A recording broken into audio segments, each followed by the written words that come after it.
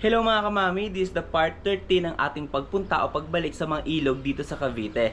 At ngayon ay pupunta tayo sa Banaba Circa uli, doon sa ilog nila na tinatawag na Ilog Bunga. At kung nakapansin nyo, wala akong kasama. Opo, wala talaga akong kasama ngayon kasi busy yung mga nakshi ko. Pero pagdating doon, may mga kasama tayo. Sana meron tayo mga kasama. Okay, let's go, tara na! So dito na ako sa may barangay hall ng Banaba Circa. Shout out pala sa mga tao rito, mababait yung mga tao dito. And nagpa-park sila dito sa may court. Wala pa naman naglalaro. Sorry sa mga nagba-basketball wala pa naman kayo. Hindi na ako yung kapahapon dito. And waiting ako sa mga kasama ko dito. Nasa, malapit na ata. Ewan ko nasaan. So bababa na ako sa ilog. So mula sa barangay hall, yan, dadaan ka lang din diretso. May kita mo yan. Yan. Pero diretso lang papuntang ilog na. Tapos dadaan ka dito sa gilid ng bahay. Ayun. May kiraan po. Alam ko dito yun eh. Oo, kasi wala na yung ayun. Itong ilog.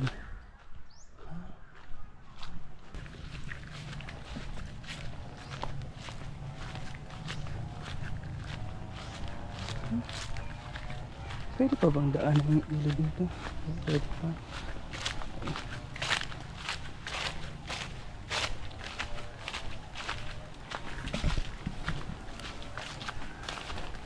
Yun, tama, dito nga yun. Dito.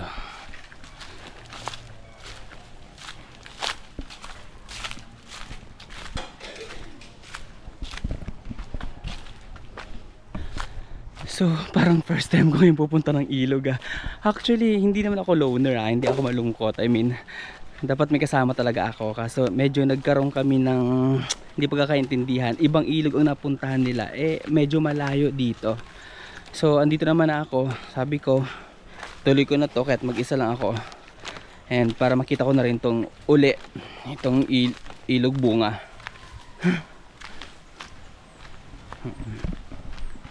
Yan.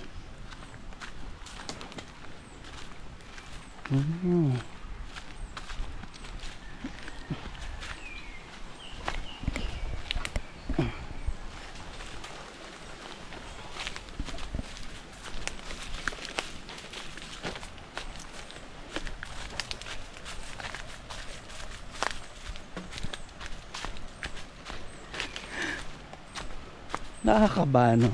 Pero try natin, wala namang mawawala kung subukan natin mag-isang pumunta sa ilog. And sana may mga pumunta mamaya. Pero sana bang daan dito?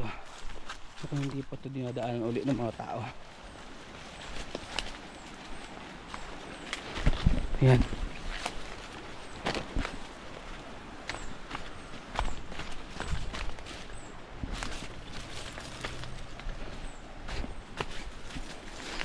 Naririnig yung ilog.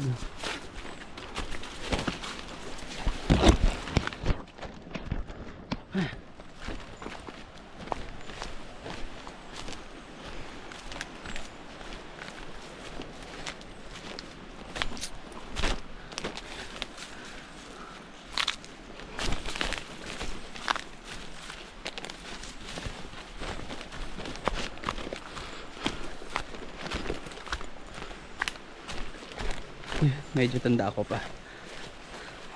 Narinig ko ng ilog kasi hindi naman siya ganun kalayo. Medyo matarik lang yung daan. Ayan, so ganyan.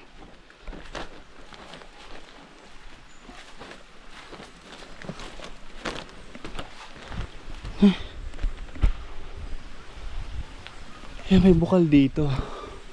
Ayun sa taas yung bukal. Pero may tubig naman akong dala, kaya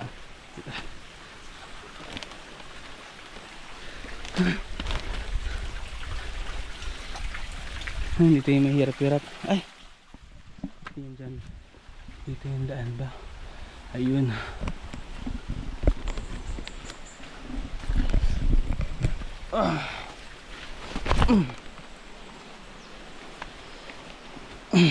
Buti wala ako masyadong mabigat na dala.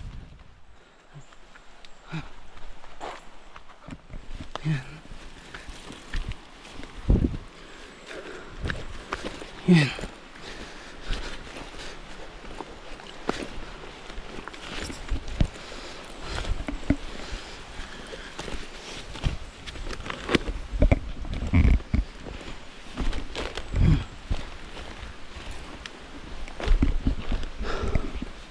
Tabi po. Grabe naman tong trip ko.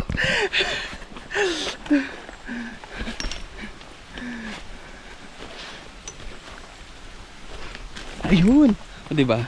Andito na agad ako sa ilog.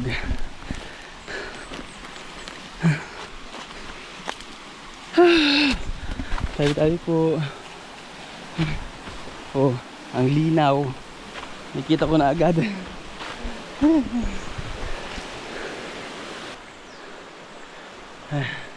Sana mamaya may pumuntang ibang tao para may kasama ako. Pero kung wala, okay lang. Enjoy natin ito. Hindi mo masyadong magtatagal dito. Ano lang tayo, mag-unwind. Unwind? Wala naman ano.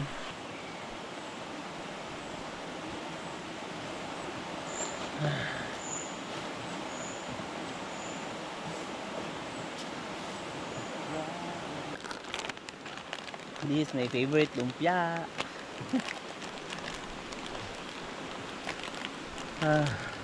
Sobrang talaga nakaka-relax sa pag nasa gubat ka o basta nature trip.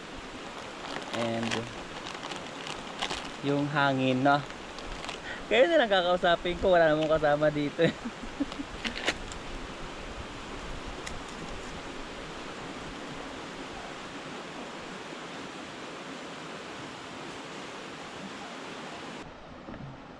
Yun, no? Mukhang bago lang yung mga uling. So siguro ng mga nakaraang araw may mga nag-swimming din dito. And nandito tayo sa baba ng ilog.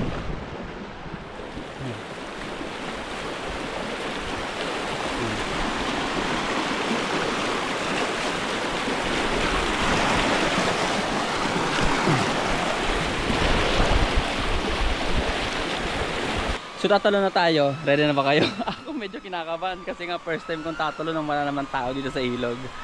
Pero chinek ko na yung baba kanina. Go? Go sa go?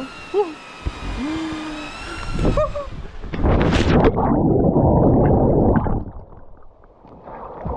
Oh, sarap!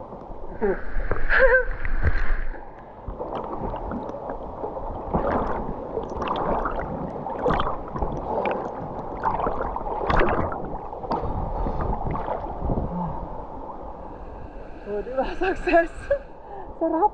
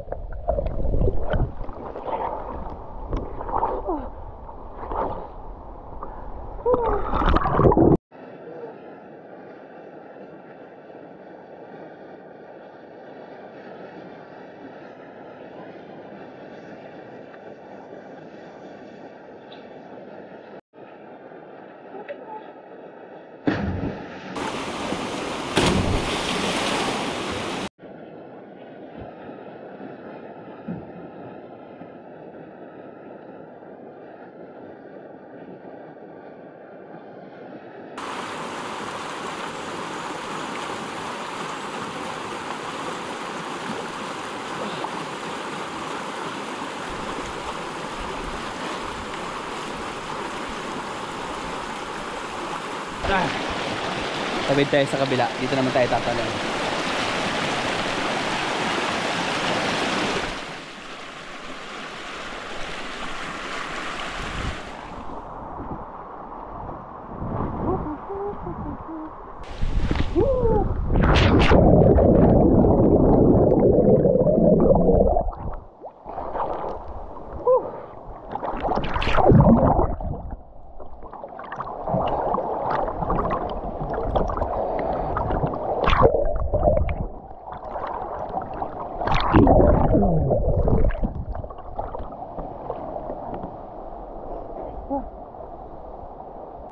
Dahil marami ang lamok, magpapaningas tayo.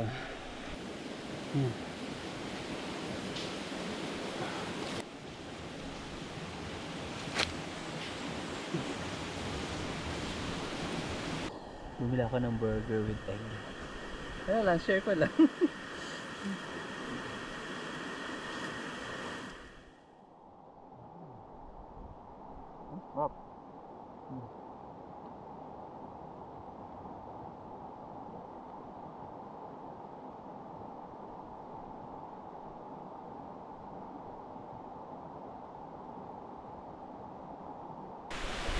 So feeling ko okay naman na ako, na-press na ako at wala pa rin tao dito sa ilog. Pauwi na ako mga kamami.